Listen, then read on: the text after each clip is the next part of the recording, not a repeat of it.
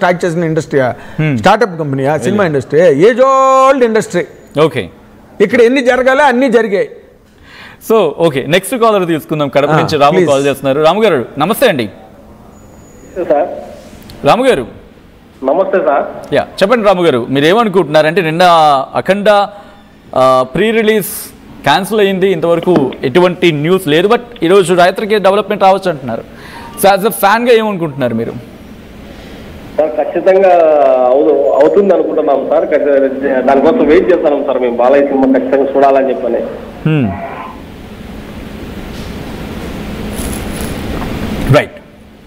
Right రాము గారు, thanks for calling. So fans నుంచి ఒక రిక్వెస్ట్ అయితే మాత్రం వస్తుంది, త్వరగా రిలీజ్ కావాలి, త్వరగా బొమ్మ పడాలి అని చెప్పి.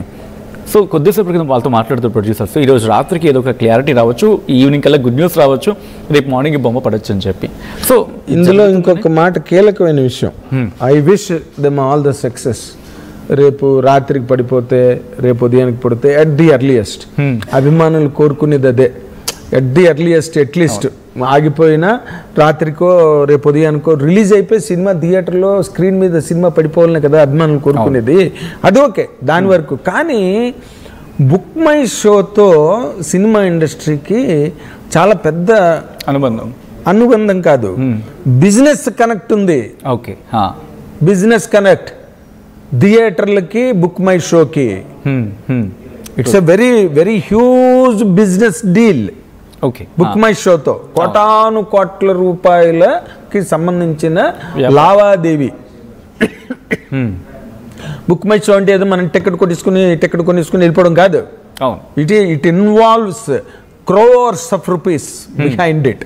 మరి అలాంటి వాళ్ళు రిలీజింగ్ ఇన్ 2026 అని వేయడం ఏంటి? ఎక్కడి నుంచి వచ్చింది వాళ్ళకి ఇన్ఫర్మేషన్?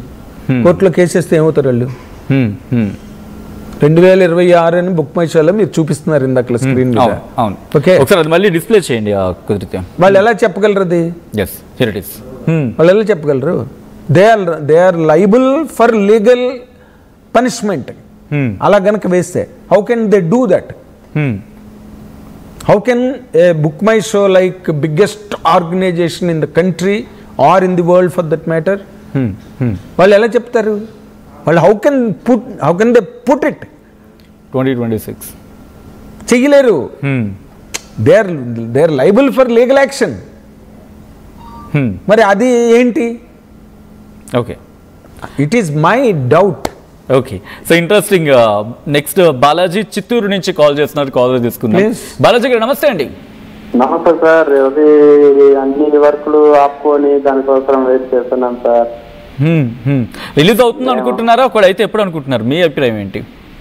మా అభిప్రాయం ఈ రోజు అనుకుని అన్ని పనులు ఆగిపోయినాయి. మా ఫ్రెండ్స్ వచ్చి చాలా సెలబ్రేట్ చేసుకున్నాము అనుకుంటున్నాము. అది చాలా ఇబ్బందిగా ఉంది సార్ మాకు.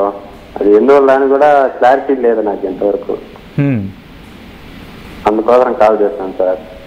Right, so thank you so much Balaji గారు కాల్ చేసినందుకు. సో ప్రతి ఒక్కరు కోరుకుంటున్నారు at the earliest, as Nagendra Kumar గారు సైడ్, ఎట్ ద ఎర్లియస్ట్ బొమ్మ పడిపోవాలి సినిమాకి సంబంధించి. పడిన తర్వాత క్రేజ్ ఇంకా డిఫరెంట్ అది. రైట్, కంక్లూషన్లో వాట్ వీ కెన్ ఎక్స్పెక్ట్? ఇది ఇంత వేగంగా తేలుతుందో, ఒకవేళ తేలితే రేపే బొమ్మ పడే అవకాశం ఉంటుందా, లేకపోతే ఇంకా ఏమండి? చూడండి, వీటి మీద ఊరికే దాన్ని ఏమంటారు, పంచాంగం విప్పి నక్షత్రాలు చూసి లేకపోతే ఊహాగానాలు చేసి చెప్పే కంటెంట్ కాదు సార్ ఇది. It's all related with money. You have to shut down the money there and get the clarification, get the clearance.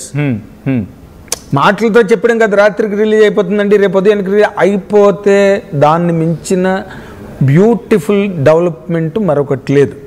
Okay, దాన్ని as for as cinema industry concerned on the whole and in particular Balakrishna గారి అభిమానులు వాళ్ళకి సంబంధించి అలా జరిగిపోవడం అనేది చాలా ముదావహమైన విషయం, చాలా అభిలషణీయమైన విషయం, హర్షదాయకమైన విషయం. బట్ అది ఇలా జరగడానికి ముందు మనం చెప్పేసి అయిపోవచ్చండి రాత్రికి అయిపోవచ్చు, రేపు ఉదయానికి అయిపోవచ్చు, అవడానికి అవకాశం ఉందండి, ఏంటి నువ్వు ఎలా మాట్లాడతావు అలాగా? We can't speak like that, we can't take that right to express like that. అక్కడ మనీ రిలేటెడ్ వ్యవహారం ఇది. ఆ డబ్బులు 28 చోట అంటున్నారు, వెనకతల అక్కడెక్కడో మంది 70 కోట్లు ఏంటండి అని అంటున్నారు. అంటే ఎవరు ఊహాగానాలు వాళ్ళు అనుకోండి. No figure is known to anybody, ఎవరికి తెలీదు. అది 28 కోట్లని వెబ్సైట్లు సోషల్ మీడియా అంతా వైరల్ అయింది. సో అవి అన్ని వాళ్ళకి ఎప్పుడు వాళ్ళు క్లారిటీ ఇవ్వగలరు, ఎవరు వచ్చి దానికి నిలబడతారు? మరి బాలకృష్ణ గారు, బోయపాటి శ్రీని గారు వాళ్ళిద్దరూ కూడా నిలబడి దాన్ని ఆ బాధ్యతను భుజాలకు ఎత్తుకుంటారా?